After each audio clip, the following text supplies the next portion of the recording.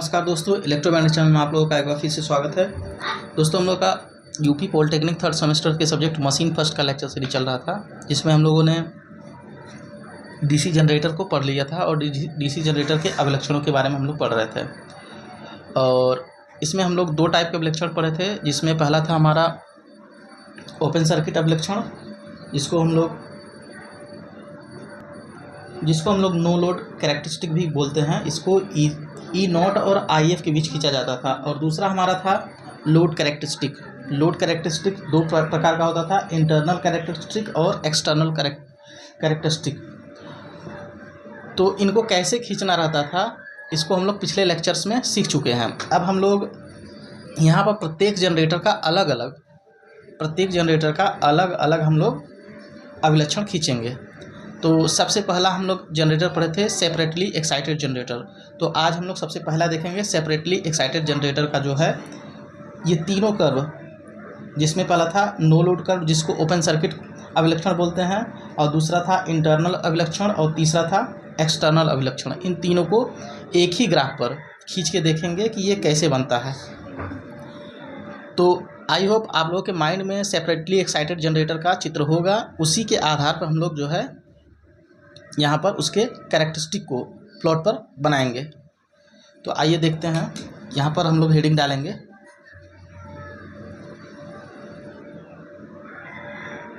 Separately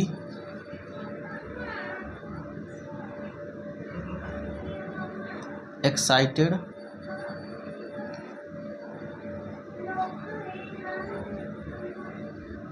जनित्र का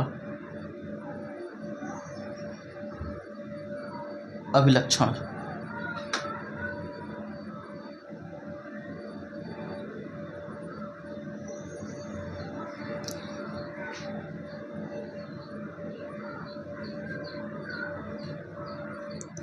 तो सुविधा के लिए चलिए मैं सेपरेटली एक्साइटेड जनरेटर का जो है चित्र भी बना दे रहा हूँ, उसके नीचे मैं उसका अभिलक्षण बनाऊंगा। तो ये हमारा देखिए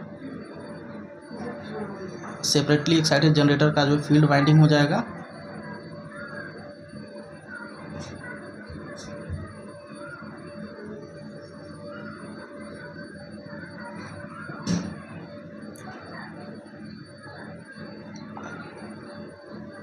और यहाँ पर इसका आर्मेचर रखते हैं।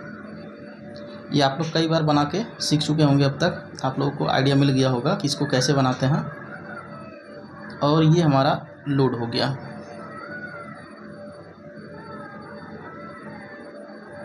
यहाँ पर डीसी सप्लाई अलग से दिया जाता है। यहाँ पर एक एमीटर लगाएंगे और यहाँ पर एक वोल्ट मीटर भी लगाएंगे, जिससे हम लोग टर्मिनल वोल्टेज को नापेंगे V।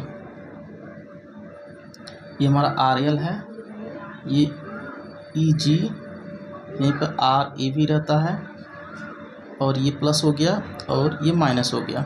ये इसका सेपरेटली एक्साइटेड जनरेटर का चित्र हो गया। अब यहाँ पर इसका ग्राफ खींच लेते हैं हम लोग। ये हमारा Y तल हो गया, ये X तल हो गया, X Y। देखिए सेपरेटली एक्साइटेड जनरेटर और डीसी शंट जनरेटर में कोई विशेष अंतर नहीं होता है। अंतर केवल इतना होता है कि यहाँ पर जो इसके फील्ड वाइंडिंग को हम लोग एक्सटर्नल सोर्स से जो है एक्साइट करते हैं, और जबकि जो हमारा शंट जनरेटर था उसके फील्ड को हम लोग इंटरनली एक्साइट करते थे, यानी सेल्फ एक्साइटेड करते थे इसी जनरेटर के ईएमएफ से। तो देखिए यहाँ पर जैसे जैसे हम लोग क्या करते हैं, यहाँ पर जैसे जैसे ईएमएफ को हम लोग लगाएंगे यानी वोल्टेज को आरोपित करेंगे, तो इसमें फील्ड करंट फ्लो होगी IF, जिसके कारण यहाँ फाई डेवलप्ड होगा। और फाई डेवलप होगा तो इस फाई से यहाँ आर्मेचर के कंडक्टर द्वारा फाई को कट किया जाएगा, जिससे इसमें ईएमएफ जनरेट होगा। और ईएमएफ को हम लोग लिखते हैं EG। और अगर नो लोड पे है, यहाँ पर नो लोड, इसको लोड को हटा दिया जाए, इसी EG को बोलते हैं E नॉट, अगर नो लोड पे है तो। और लोड लगा देते हैं तो यहाँ पर जो टर्मिनल वोल्टेज प्राप्त होता है इसको हम लोग बोलते हैं V। तो यहाँ पर हम लोग एमीटर रखे हैं फील्ड की करंट को नापने के लिए, यहाँ लोड करंट को नापने के लिए भी एमीटर लगा देते हैं, और ये हमारा वोल्टेज को नापने के लिए, टर्मिनल वोल्टेज को नापने के लिए एक वोल्ट मीटर है। तो जब जनरेटर को हम लोग प्राइम मूवर से घुमाते हैं, यहाँ पर प्राइम मूवर लगाएंगे आर्मेचर पर। आर्मेचर से कनेक्ट करते हैं किसी भी प्राइम मूवर को, कनेक्ट करके जब घुमाना शुरू करते हैं और जनरेटर अपने फुल स्पीड पर हो जाती है, तो उस समय जो वोल्टेज डेवलप होता है वो कुछ इस तरीके का, देखिए यहाँ ये हमारा वोल्टेज रहेगा और यहाँ लोड करंट IL, और यहाँ पर हम लोग लिखेंगे E, जो वोल्टेज डेवलप हो रहा है। तो जब अपने मैक्सिमम स्पीड पे जनरेटर रन कर रहा होगा यानी चल रहा होगा, तो हमारा वोल्टेज डेवलप होता है जो वो कुछ इस तरीके का होता है। इसको हम लोग बोलते हैं EG0, EG0, यानी इसमें किसी भी प्रकार का कोई लोड नहीं लगा हुआ है, तब ये हमारा वोल्टेज प्राप्त होता है। आई होप आप लोग को ये समझ में आ गया होगा। लेकिन जब इस पर हम लोग लोड लगाते हैं, देखिए लोड लगा देंगे तो यहाँ से आर्मेचर से करंट निकलेगी और ये करंट लोड से होते हुए फ्लो होगी।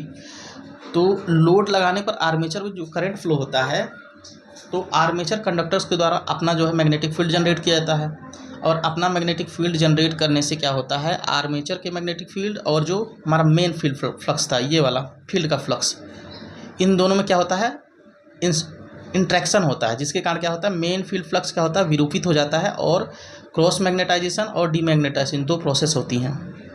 तो डीमैग्नेटाइजेशन के कारण क्या होता है, ये हमारा EG0 जो इतना उत्पन्न हुआ था, ये थोड़ा सा घट जाता है, घट के देखिए कुछ इस तरीके से यहाँ पर आ जाता है। तो इस घटे हुए वोल्टेज को हम लोग बोलते हैं EG। ये किस कारण हुआ, जो आर्मेचर रिएक्शन के कारण घटा।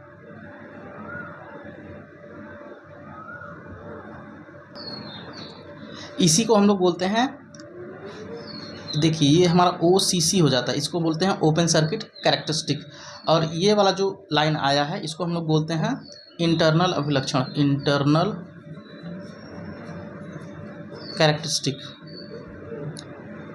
और इसके बाद तीसरा कैरेक्टरिस्टिक बचता है हमारा, तीसरा अभिलक्षण बचता है एक्सटर्नल अभिलक्षण।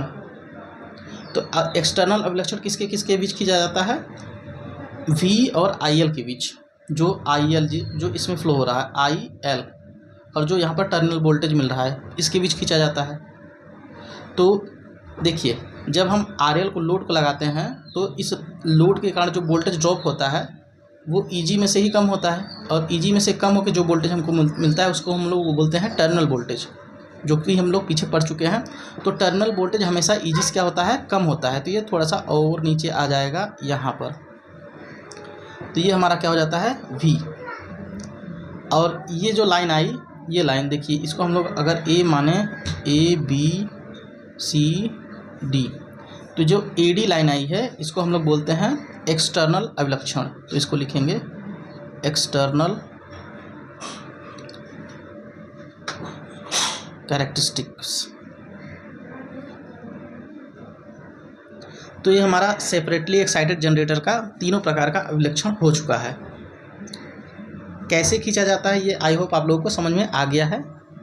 अब सेपरेटली एक्साइटेड जनरेटर का कुछ उपयोग होता है, इसको कहाँ कहाँ यूज करते हैं, इसको हम लोग समझ लेते हैं।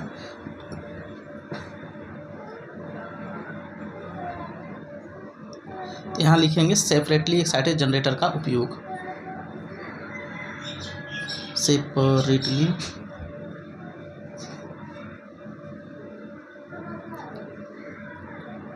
एक्साइटेड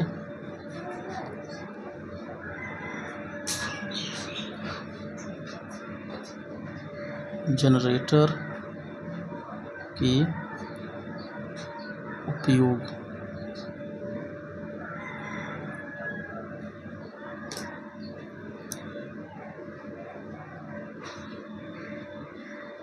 तो सबसे पहला उपयोग इसका किया जाता है, देखिए ज़्यादातर जनरेटर जो हमारे जीवन में उपयोग किए जाते हैं वो सेल्फ एक्साइटेड नेचर के होते हैं। ऐसा किस लिए होता है, क्योंकि सेपरेटली एक्साइटेड जनरेटर को एक्साइट करने के लिए हमको अलग सोर्स की आवश्यकता पड़ती है, तो इसमें इसका कॉस्ट बढ़ जाता है। इसीलिए हम लोग जितने भी प्रकार के जनरेटर यूज करते हैं वो सेल्फ एक्साइटेड नेचर के होते हैं। तो इसका उपयोग बहुत ही सीमित है।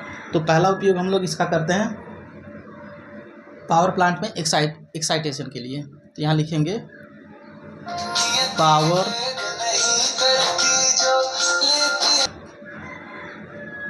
तो पहला उपयोग लिखेंगे पावर प्लांटों में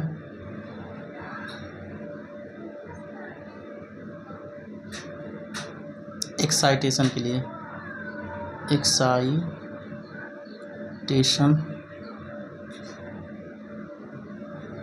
के लिए। और दूसरा उपयोग इसका किया जाता है एयरक्राफ्ट और शिप्स में पावर सप्लाई के लिए। एयरक्राफ्ट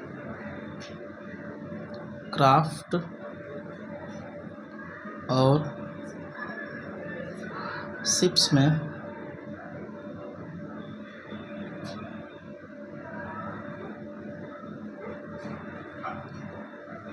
पावर सप्लाई के लिए।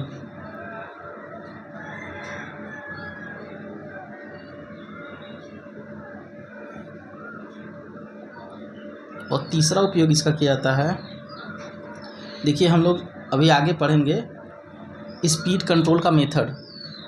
जब हम लोग मोटर पढ़ेंगे तो उसमें स्पीड कंट्रोल का एक मेथड होता है जिसको हम लोग बोलते हैं वार्ड लियोनार्ड मेथड, तो उसमें भी इसका उपयोग किया जाता है। तो लिखेंगे यहाँ वार्ड लियोनार्ड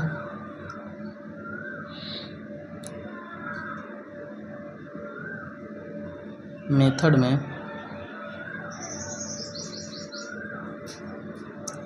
स्पीड कंट्रोल करने के लिए।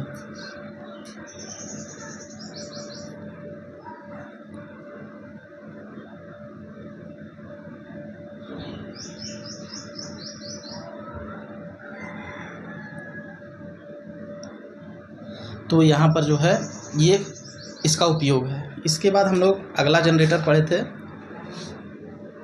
DC shunt generator. तो यहाँ पर हेडिंग डालेंगे हम लोग अगला डीसी शंट जनरेटर के अवलक्षण।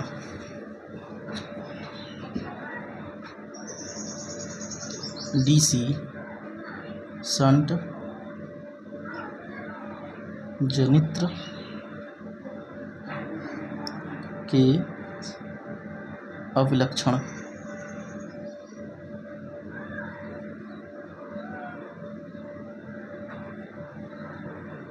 तो जैसे ऊपर हम लोग सबसे पहले इसका जनरेटर का चित्र बनाएं, उसके बाद जो है उसका अभिलक्षण खींचे। तो सबसे पहले डीसी शंट जनरेटर का जो है अभिलक्षण बनाएंगे, चित्र बनाएंगे, उसके बाद उसका अभिलक्षण देखेंगे हम लोग। तो ये हमारा हो गया डीसी शंट जनरेटर का फील्ड वाइंडिंग।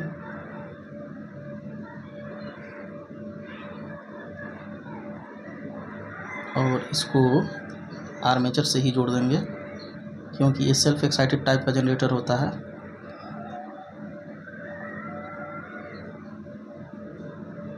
और यहाँ पर इसका लोड,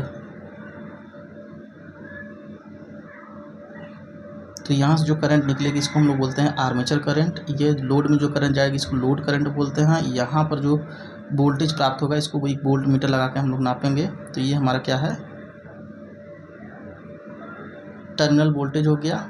और इधर जो करंट जाएगा इसको हम लोग बोलते हैं ISH या फील्ड करंट। और ये हमारा फील्ड वाइंडिंग का रेजिस्टेंस हो गया। और यहाँ EG हो जाएगा और यहाँ RA आर्मेचर का आर्मेचर वाइंडिंग का जो है रेजिस्टेंस। और ये RL हो गया। तो इसका अभिलक्षण खींचेंगे तो देखिए फिर से XY तल खींचेंगे हम लोग। ये हमारा Y तल हो गया और ये X तल हो गया, XY।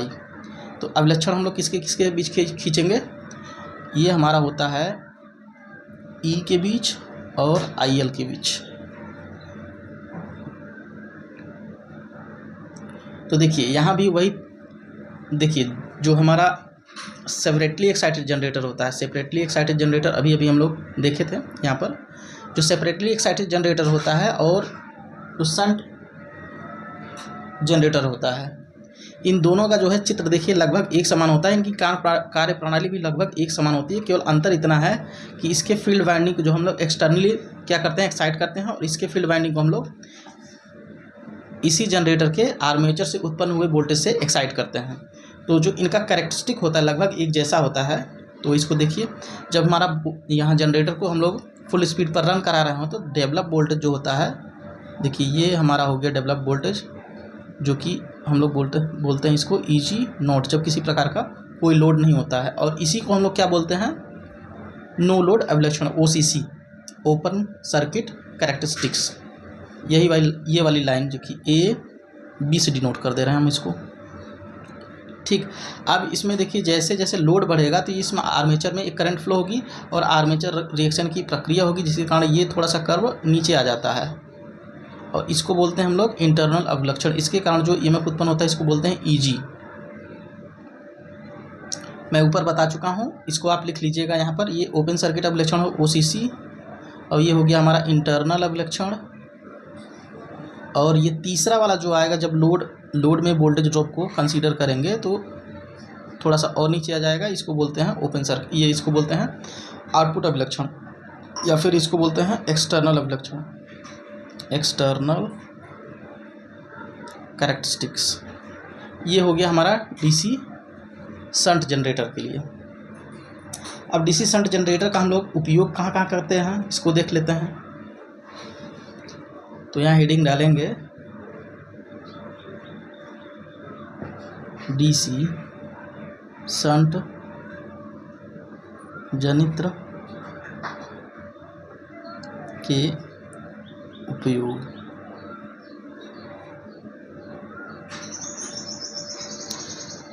तो पहला उपयोग इसका लिखेंगे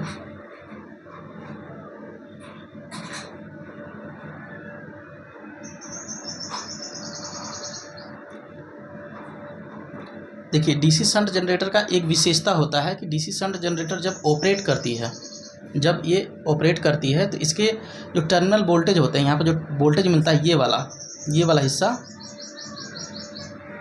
लोड जब बढ़ाते हैं हम लोग, जितना इसकी कैपेसिटी होती है उसका 1.25 गुना, यानी अगर ये 100 बल्ब जलाने के लिए बना है तो आप 125 बल्ब जला लो। 100 बल्ब बनाने के लिए जला है तो आप 125 बल्ब जला लीजिए, फिर भी ये वोल्टेज जो है ये लगभग कांस्टेंट रहता है, इतना ही रहता है, इससे नीचे नहीं जाता है। तो इसीलिए इसको बोलते हैं हम लोग कांस्टेंट वोल्टेज मशीन भी बोलते हैं, किसको? DC शंट मशीन को। तो इसका उपयोग कहाँ कहाँ करते हैं? देखिए, इस जनित्र का उपयोग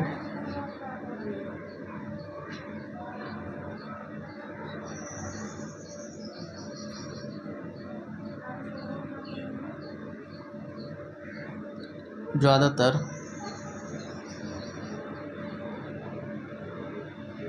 कांस्टेंट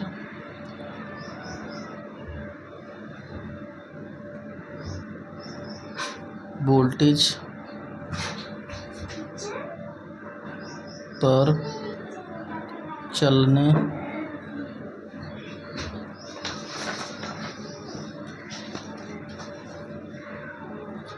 कांस्टेंट वोल्टेज पर चलने वाली मशीनों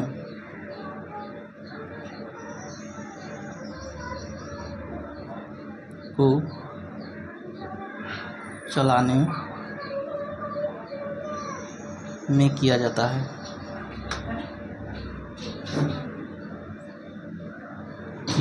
है।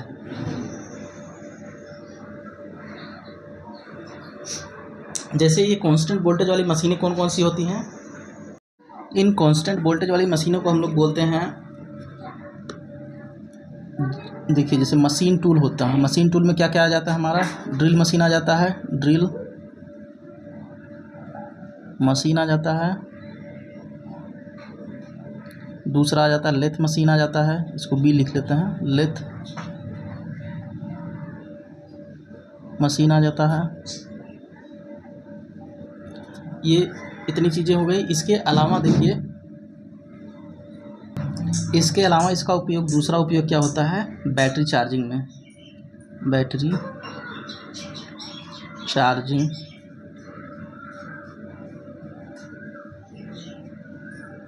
में DC शंट जनित्र का उपयोग किया जाता है, जनित्र का उपयोग किया जाता है।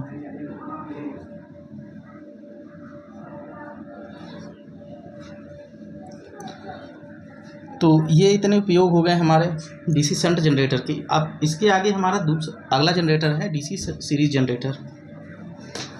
तो डीसी सीरीज जनरेटर को हम लोग देखिए अगले लेक्चर में कवर कर लेंगे। आज के लिए फ़िलहाल इतना ही रहेगा। यदि ये वीडियो लेक्चर आप लोग को समझ में आया, अच्छा लगा, तो वीडियो को लाइक करें, चैनल को सब्सक्राइब करें और किसी प्रकार का कोई क्वेरी हो तो आप लोग कमेंट बॉक्स में लिख सकते हैं। आज के लिए इतना ही, धन्यवाद।